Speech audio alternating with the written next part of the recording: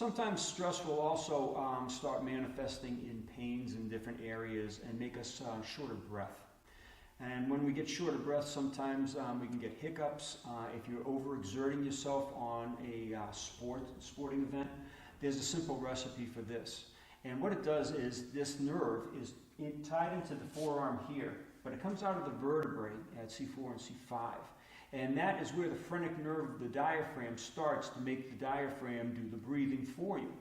So if you have something like hiccups, where your diaphragm is spasming, okay, or if you get that stitch in your side, that's just that diaphragm that's contracting on the one side from the overexertion.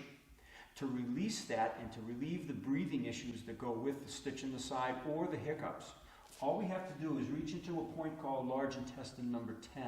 It's between the two muscle groups here, right up by the elbow. And we want to go in between those muscles and gently rub down toward the hand.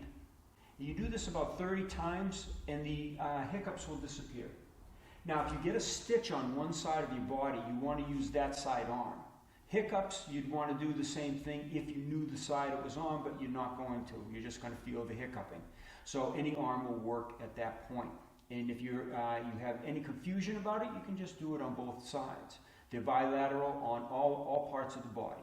So again, just to release that stitch in the side, you can do this to yourself right on the field if you're doing something like soccer or football. Just rub down, again, about 30 times on each side. Okay? Now, on a small baby, this is great because babies get hiccups all the time. There is one caveat, though. If your baby is newborn, especially, okay, your thumb might be too wide to get to the space between those muscles. Also, the baby's nervous system might not be as developed where you're going to get that nerve, and you don't want to bear down inside to get deeper into the tissue. So there's a later recipe that we'll discuss for infants.